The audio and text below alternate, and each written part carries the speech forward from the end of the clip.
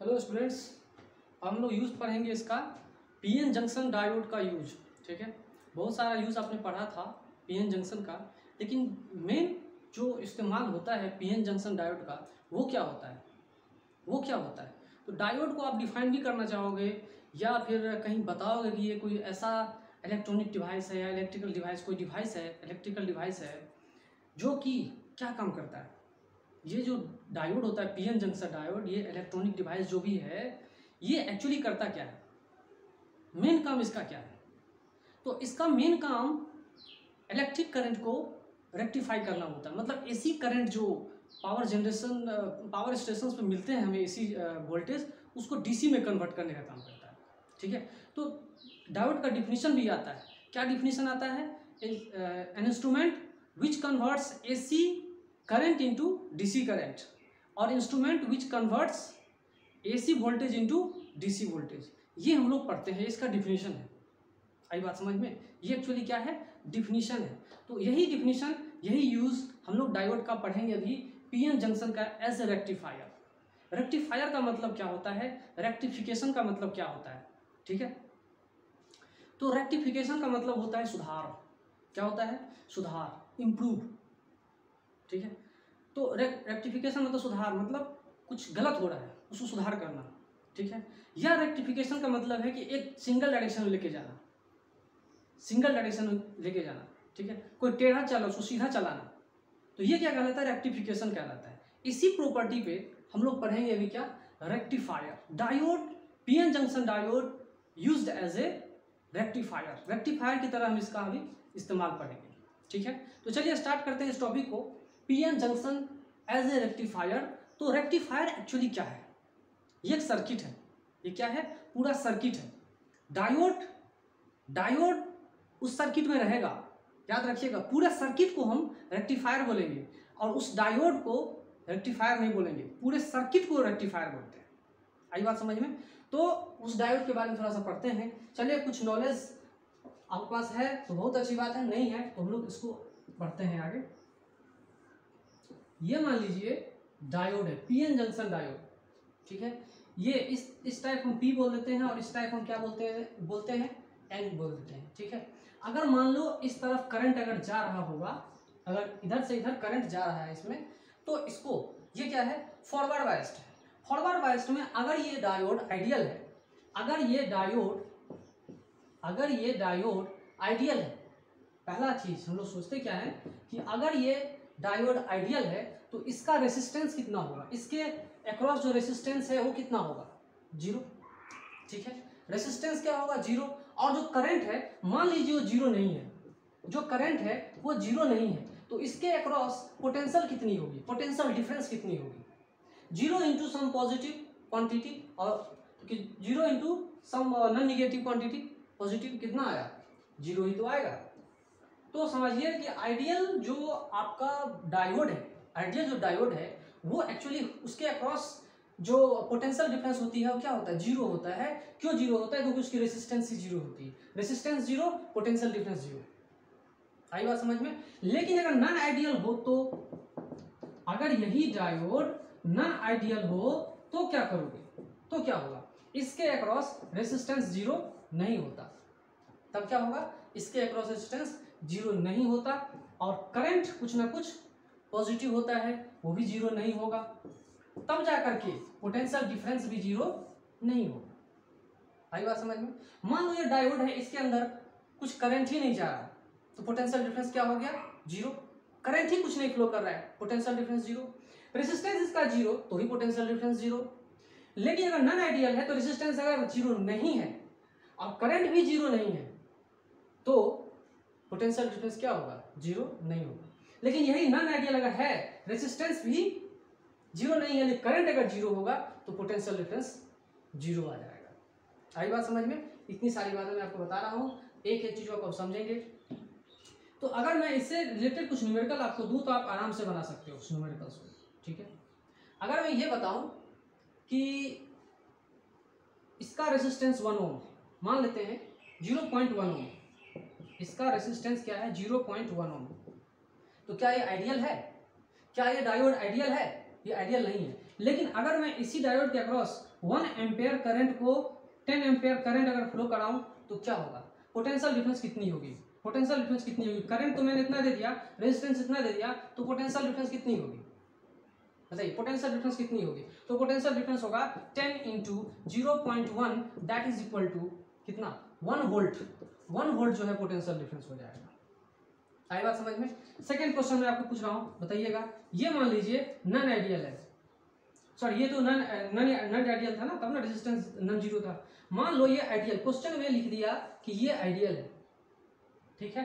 Current इसके through flow कर रहा है 1 ampere, 1 ampere is current flowing through this diode, then what is the potential difference across it? इसके across potential difference कितना होगा, 0 होगा। क्यों होगा 0 भाई, कि 1 एम्पेयर करंट तो है लेकिन रेजिस्टेंस ही 0 है, तो इसकी वजह से कितना होगा 0 वोल्ट, 0 वोल्ट आंसर हो जाएगा। आई बात समझ में। आइडियल और नॉन आइडियल में यही डिफरेंस है, ठीक है। सिमिलरली आप समझ सकते हो कि अगर यही रिवर्स बायस में कर दूं यहां पर, ठीक है, अगर मैं रिवर्स बायस कर दूं तो करंट क्या होगा, इधर से पास करवाएंगे। रिवर्स बायस में क्या होगा, करंट इधर से पास करवाएंगे। जब मैं करंट इधर से पास करवाऊंगा तो इसकी रेजिस्टेंस कितनी हो जाएगी। रिवर्स बायस में पीएन जंक्शन की रेजिस्टेंस जो है वो कितनी होती है, इनफाइनाइट होती है। क्या होती है, रेजिस्टेंस अपोजिट डायरेक्शन में कितनी होगी। अब ये फ्लो नहीं होने देगा, आइडियल है अगर ये आइडियल है तो क्या होगा, ठीक है। तो उसके बारे में थोड़ा समझेंगे, उसके बाद आगे बढ़ेंगे।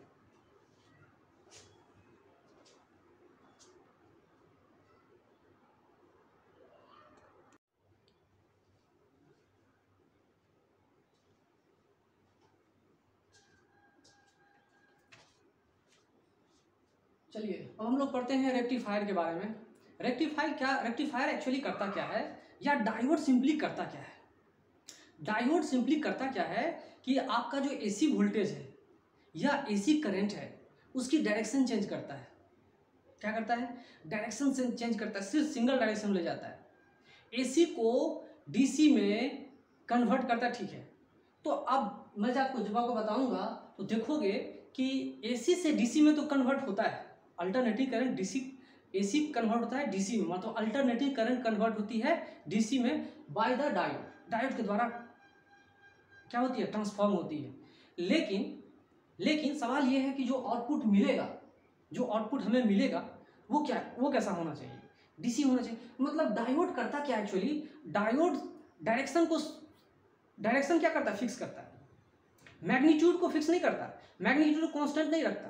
यहाँ पे डायोड का मेन काम क्या है कि ये मैग्नीट्यूड को डायरेक्शन कांस्टेंट रखता है। अल्टरनेटिंग करंट जो होती है वो क्या होता है, अल्टरनेटिंग करंट किसे कहते हैं। मैंने आपको बताया था अल्टरनेटिंग करंट के बारे में, इससे प्रीवियस चैप्टर जो है, प्रीवियस वाला वीडियो आप देख लेना, उसमें मैंने बताया था कि अल्टरनेटिंग करंट ऐसा करंट होता है जिसकी मैग्नीट्यूड भी चेंज होती है, डायरेक्शन भी चेंज होते रहता है। अल्टरनेटिंग करंट कभी 0 कभी बढ़ रहा है फिर घट रहा है, फिर डायरेक्शन चेंज होता है, फिर घट रहा है फिर बढ़ रहा है, फिर डायरेक्शन चेंज होता है, फिर घट रहा है फिर बढ़ रहा है। तो अल्टरनेटिंग करंट हाफ साइकिल में पॉजिटिव एक डायरेक्शन हो जाता है, लेकिन उसकी मैग्नीट्यूड चेंज होती है। फिर नेक्स्ट हाफ साइकिल में क्या होती है, उसकी मैग्नीट्यूड चेंज होती है लेकिन अपोजिट डायरेक्शन में जाती है। फिर नेक्स्ट साइकिल में क्या होती है, अपोजिट डायरेक्शन में करंट का मैग्नीट्यूड चेंज होता है। मैग्नीट्यूड चेंज मतलब घटना बढ़ना, लेकिन डायरेक्शन उस समय एक पार्टिकुलर डायरेक्शन में होती है। तो एक हाफ साइकिल में एसी करंट का डायरेक्शन कांस्टेंट होता है, नेक्स्ट हाफ साइकिल में उसकी करंट डायरेक्शन क्या होती है, डिफरेंट होती है। तो डायोड का मेन काम क्या है, डायोड का काम है कि एसी करंट को एक सिंगल डायरेक्शन में भेजे, सिंगल डायरेक्शन में। ये रेक्टिफाई करता है। एक्चुअली डायोड नहीं होता यहाँ पर, तो ये सर्किट को रेक्टिफायर भी नहीं कहते और ये करंट रेक्टिफाई भी नहीं होता। तो यहां देखिए प्राइमरी कॉइल हमने लगा रखा है, ये सेकेंडरी कॉइल लगा रखा है, और इसको ये एसी करंट है। ये क्या है, एसी करंट। आई बात समझ में, इनपुट सोर्स है, एसी करंट है। एसी से हम क्या करते हैं, with the help of transformer, ये जो है ट्रांसफार्मर है, मान लो ये ट्रांसफार्मर, ठीक है। ये जो ट्रांसफार्मर है इसको हम क्या कहेंगे, ट्रांसफार्मर। तो अब आपके समझ में आ गया होगा कि एक ट्रांसफार्मर कैसे एसी को डीसी में कन्वर्ट करता है, ठीक है। तो यहाँ हम लोग समझते हैं कि पहले जो एसी करंट है वो क्या करता है, डीसी करंट में कन्वर्ट करता है और सिंगल डायरेक्शन की तरफ मूव करवाता है, ठीक है, और अच्छे से बात समझ में आएगी। यहाँ देखिए क्या कहानी है। यहाँ कहानी ये है कि जब एसी करंट में इससे ये इंड जुड़ा हुआ है, यहाँ देखिए पॉजिटिव टर्मिनल मान लेते हैं हाफ साइकिल में। पहले हाफ साइकिल में ये क्या होता है, पॉजिटिव टर्मिनल हो जाता है और ये नेगेटिव टर्मिनल होता है।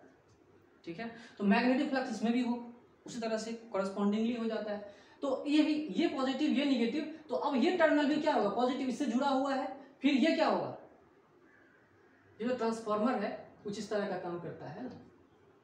तो यहाँ देखिए अब ये क्या होगा, ये इंड इस इंड से जुड़ा हुआ है, तो ये end positive first half cycle में क्या होगा, ये इंड पॉजिटिव ये इंड भी पॉजिटिव, करंट किधर जाएगा, इधर जाएगा। ये निगेटिव तो ये भी निगेटिव, तो करंट को इस तरह से फ्लो होने देगा, कोई दिक्कत नहीं। ये रिवर्स बायस नहीं है, फॉरवर्ड बायस्ड है। ये जो जंक्शन डायोड है ये क्या है, फॉरवर्ड बायस्ड है, करंट को जाने देगा एक सिंगल डायरेक्शन में। ठीक है, करंट को जाने देगा सिंगल डायरेक्शन में। तो अगर हम ग्राफ प्लॉट करते हैं यहाँ पर वोल्टेज का और करंट का, जो भी हम ग्राफ प्लॉट करेंगे देखेंगे कि पॉजिटिव हाफ साइकिल यहाँ पर है, फिर ये पहले हाफ साइकिल में ये टर्मिनल क्या हो गया पॉजिटिव और ये टर्मिनल बन गया नेगेटिव फर्स्ट हाफ साइकिल में। अगर आप वोल्टेज रखो या करंट रखो, जो भी रखना है रखो, तो यहाँ पे देखोगे कि फर्स्ट हाफ साइकिल में करंट क्या हो रहा है, पॉजिटिव है, ये टर्मिनल पॉजिटिव ये टर्मिनल नेगेटिव। ठीक है, लेकिन मैग्नीट्यूड इसका क्या हो रहा है, पहले जीरो था, बढ़ रहा है, बढ़ते बढ़ते बढ़ते मैक्सिमम जाएगा, फिर धीरे धीरे घटता है, इस तरह का मैग्नीट्यूड आ रहा है। ठीक है, तो एसी करंट के बारे में आपने पढ़ा होगा ना भाई। एसी वोल्टेज क्या होता है, V naught sine omega T plus 5। ठीक है, 5 नॉट जो कुछ भी है, इस तरह से हम लोग एसी वोल्टेज पढ़ते हैं। करंट क्या है, करंट क्या लिखेंगे, वी नॉट बाई आर या आई नॉट क्या होगा, sign omega T plus 5 not. ये इनिशियल फेज डिफरेंस है। ठीक है, तो फर्स्ट हाफ साइकिल में ये टर्मिनल बन गया पॉजिटिव, ये बन गया निगेटिव, तो ये पॉजिटिव बन गया ये निगेटिव हो गया, तो करंट इधर से इधर मूव करना शुरू करेगा। आई बात समझ में, चलिए ठीक है। फिर क्या होगा, अब नेक्स्ट हाफ साइकिल में ये टर्मिनल बन जाएगा पॉजिटिव और ये टर्मिनल बन जाएगा निगेटिव। क्या बन जाएगा भाई, ये निगेटिव बन जाएगा। ठीक है, अगर इस चीज से ये जुड़ा हुआ है तो ये भी अब क्या बन गया, निगेटिव, ये बन गया पॉजिटिव। तो करंट को अब किधर जाना चाहिए, करंट को किधर जाना चाहिए, करंट को अपोजिट डायरेक्शन में जाना चाहिए। ठीक है, करंट क्या होगा, अपोजिट डायरेक्शन में जाएगा। लेकिन यहाँ आते आते ये जो जंक्शन डायोड है रिवर्स बायस हो चुका है।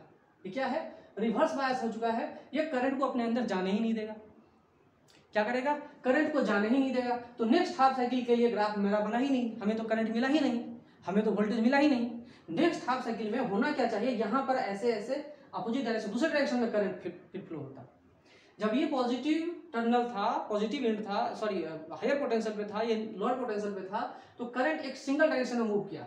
मान लो ऊपर वाला डायरेक्शन मान लेते हैं एक डायरेक्शन, फिर नीचे डायरेक्शन में अपोजिट डायरेक्शन में। तो जब ये निगेटिव बन गया ये पॉजिटिव बन गया, तो अब तो करंट हमें मिल ही नहीं रहा, अब तो वोल्टेज हमको मिल ही नहीं रहा, क्योंकि भाई करंट को जाने ही नहीं दे रहा है रिवर्स बायस। सारा खेल इसका है, डायोड का है।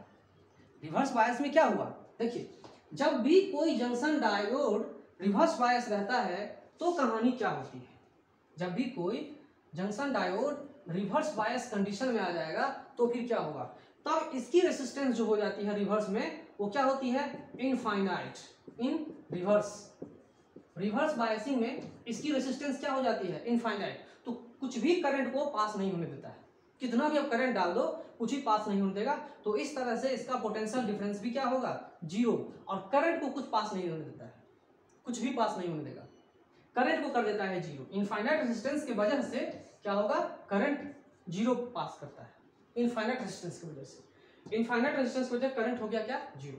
आई बात समझ में, इसको करंट को पास होने नहीं देगा, हाफ साइकिल में करंट को पास होने नहीं देगा। तो हमारे पास जो वोल्टेज है, ये आउटपुट वोल्टेज हमने बनाया यहाँ पर, ठीक है, ये क्या है, आउटपुट वोल्टेज, वो तो हमें आएगा ही नहीं। जब हमें नहीं आएगा तो क्या होगा, जब हमें आएगा ही नहीं हमारे पास तो फिर क्या होगा, कुछ मिलेगा ही नहीं। ठीक है, तो यही होता है कहानी में। फिर क्या करते हैं, फिर क्या करेंगे यहाँ पर, अगर नेक्स्ट हाफ साइकिल में क्या होगा, फिर ये निगेटिव बन जाएगा, अब ये क्या हो जाएगा पॉजिटिव, फिर ये पॉजिटिव ये निगेटिव, तो फिर करंट फ्लो होना शुरू हो जाएगा, फिर करंट क्या होगा, फ्लो होना शुरू हो जाएगा। आई बात समझ में, अब ये करंट फ्लो होना शुरू हो जाएगा नेक्स्ट हाफ साइकिल में। तो फिर हमें ग्राफ मिला, फिर हमें क्या मिला, एक ग्राफ मिला। इस तरह से हाफ साइकिल तक हमको पता चल जाता है। हाफ साइकिल तक हमको मिलता है क्या क्या मिलता है भाई, वोल्टेज मिलता है, करंट भी मिलता है। तो ये आउटपुट है, ये क्या है, आउटपुट। ये आपका करंट, वोल्टेज, ये सब आउटपुट है जो हमको मिलता है। ये आउटपुट है, लोड है, ये आउटपुट है, ठीक है। ये इनपुट है, ये इनपुट आपने दिया, आउटपुट मिला। आई बात समझ में। तो इनपुट का ग्राफ और आउटपुट का ग्राफ कुछ तो कुछ संबंध होगा ना भाई, कुछ न कुछ संबंध होगा। ये आउटपुट का हमने ग्राफ ड्रॉ किया, फिर यहाँ पे अपोजिट में कैंसिल हो जाएगा, फिर यहाँ कुछ न कुछ आएगा। तो इनपुट का ग्राफ अब देखो, इनपुट का ग्राफ देखो कैसा होता है। ये करंट हो या वोल्टेज हो या करंट हो, अब इनपुट का ग्राफ देखो कैसा है। ये कुछ इस तरह का इनपुट का ग्राफ है। इनपुट में अपोजिट डायरेक्शन में भी करंट था, वोल्टेज था, अपोजिट डायरेक्शन में भी करंट था, वोल्टेज था, यहाँ भी देखिए यहाँ भी था। लेकिन आउटपुट में क्या मिल रहा है, क्या आउटपुट में मिल रहा है, नहीं मिल रहा है। आउटपुट हमें नहीं मिल रहा है, आउटपुट में नहीं मिल रहा है। मतलब यहाँ देखिए करंट या वोल्टेज, वो भी देखिए करंट और वोल्टेज जो है सिंगल डायरेक्शन में जा रहा है, सिंगल डायरेक्शन में। कहाँ जा रहा है भाई, सिंगल डायरेक्शन, एक ही डायरेक्शन में करंट क्या हो रहा है, मूव कर रहा है। करंट कहाँ मूव कर रहा है, सिंगल डायरेक्शन में, सिंगल डायरेक्शन में मूव कर रहा है। लेकिन इसकी मैग्नीट्यूड क्या हो रही है, चेंज हो जा रही है, मैग्नीट्यूड चेंज हो जा रही है।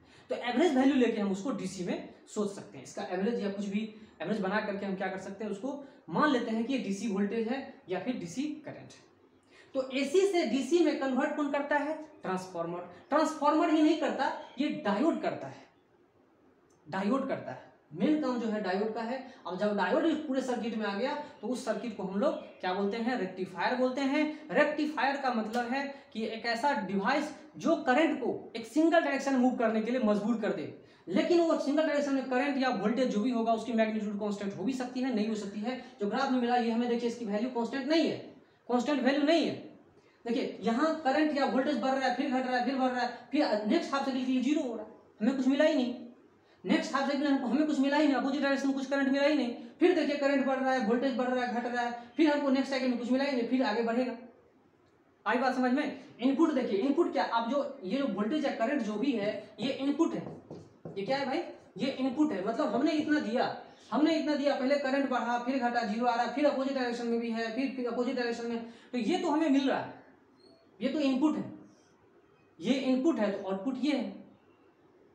लेकिन करंट जो हमको मिल रहा है नेक्स्ट हाफ साइकिल में कुछ मिलेगा ही नहीं, तो काम फिर चलेगा कैसे, इससे हो रहा था प्रॉब्लम।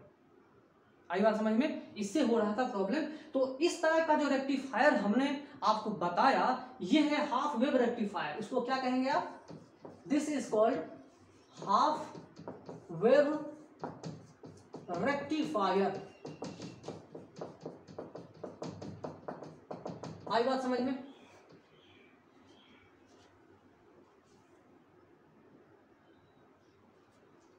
ये है हाफ वेव रेक्टिफायर। रेक्टिफायर दो तरह के होते हैं। पहला क्या होता है, हाफ वेव रेक्टिफायर, और सेकेंड जो मैं बताऊंगा आपको वो क्या होगा, फुल वेव रेक्टिफायर। क्या आएगा फिर, फुल वेव रेक्टिफायर। दोनों चीजें मैं बताऊंगा आपको, ओके।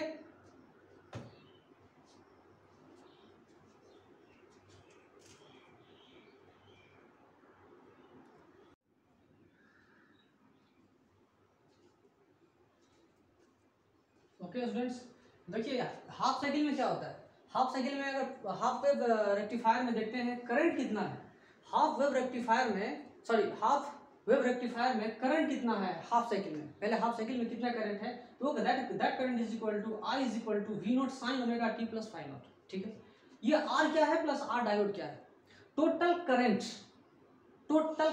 इतना आ रहा है हाफ साइकिल में, V naught sine omega T plus five. आई बात समझ में। ये साइन हमने क्यों लिखा, वेरी कर रहा है, चेंज कर रहा है। जब डायरेक्ट करंट का सिद्धांत क्या है कि ना डायरेक्शन चेंज होना चाहिए ना मैग्नीट्यूड चेंज होना चाहिए, लेकिन यहाँ मैग्नीट्यूड तो चेंज हो जा रहा है। ठीक है, तो मैग्नीट्यूड चेंज हो रहा है, फिर उसका एवरेज वैल्यू निकाल के हम लोग काम कर लेते हैं। तो यहाँ देखिए करंट क्या है, करंट क्या फ्लो हो रहा है, V naught sine omega T plus five R plus R diode. तो आई, ये आर का मतलब क्या है, जो लोड रेसिस्टर है उसका R L plus R diode. Diode मतलब वो जो पीएन जंक्शन है ना डायोड, उसके अक्रॉस रेजिस्टेंस कितनी है वो। तो इस तरह से हम लोग करंट को निकाल सकते हैं। और पोटेंशियल डिफरेंस जो है, पोटेंशियल डिफरेंस वो आरएल के अक्रॉस अगर आप निकालना चाहते हैं तो निकाल सकते हैं, कोई दिक्कत नहीं है। That is equal to I into R L.